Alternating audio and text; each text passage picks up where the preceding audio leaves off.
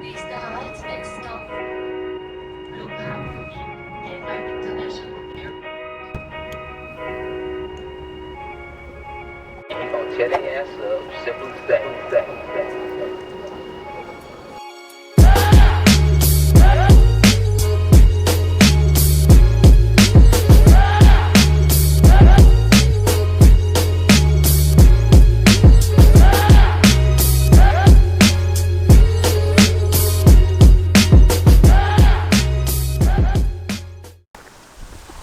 Здравейте, последователи и непоследователи!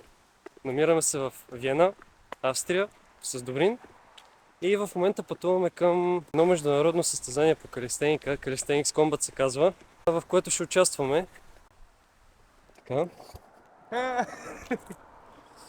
И понеже тук е много добре уредена тази държава, инфраструктурата е топ.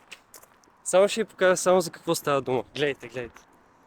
Значи, отиваме към състезанието, пеша и ходиме буквално по човек, не знам, в смисъл, погледнете, инфраструктура, бата, Виена.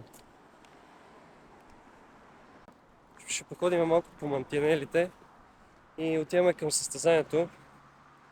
Ще участват известни атлети, не чак толкова известни, но все пак. Исмаил Моро, Яреша, ще видите. Само гледайте за какво става дума. Полета! И някакъв изкъртен път. Боба, какво ще кажеш на зрителите? Няма какво да кажа. Момчето Тук няма или какво трябва да да си с кола, или нямаш избор.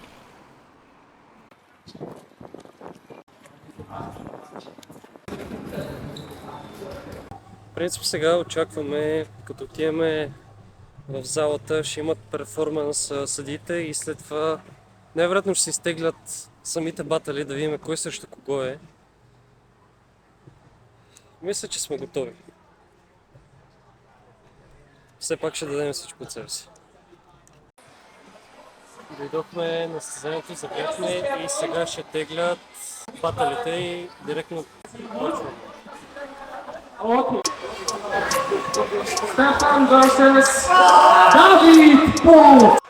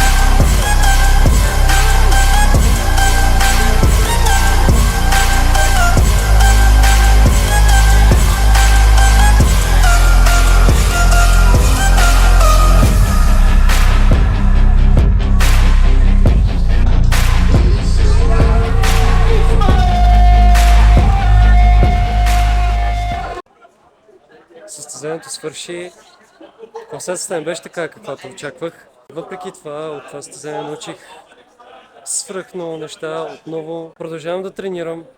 Ще давам всичко от себе си. И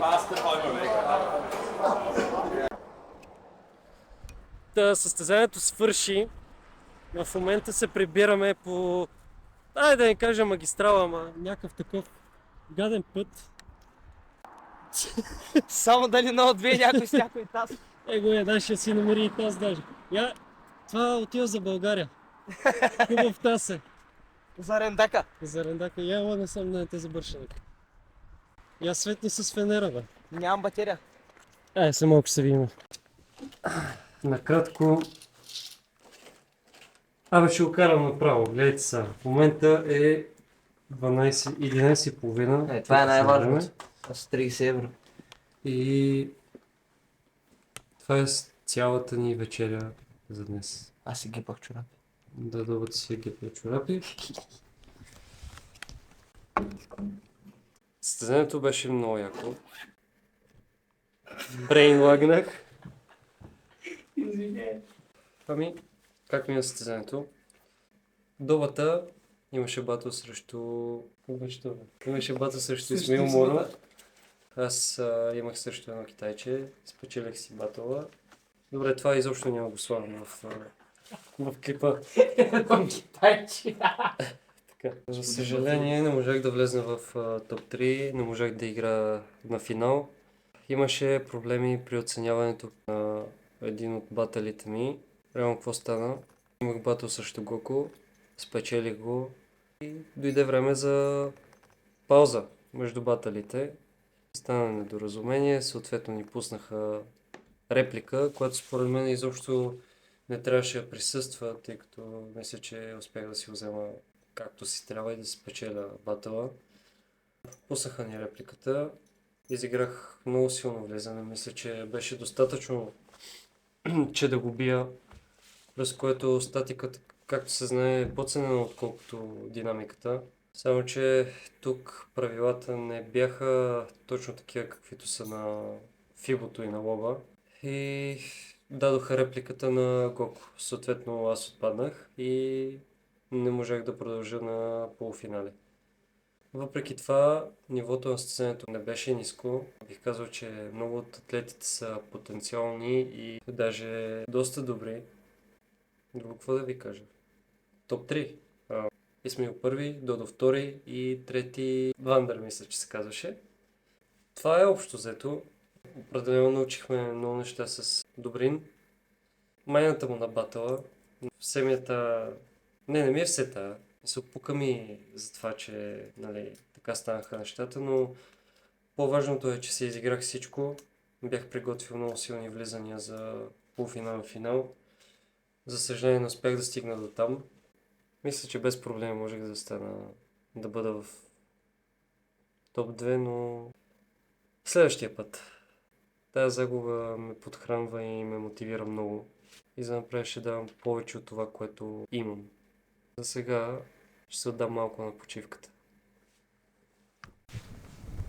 Сандвич, протеини, бисквит и милка, джинк и бацила. Значи не спре да кашля, да бриха, да киха. Не знам, това се върна с пневмония у София. Почваме да това е истина.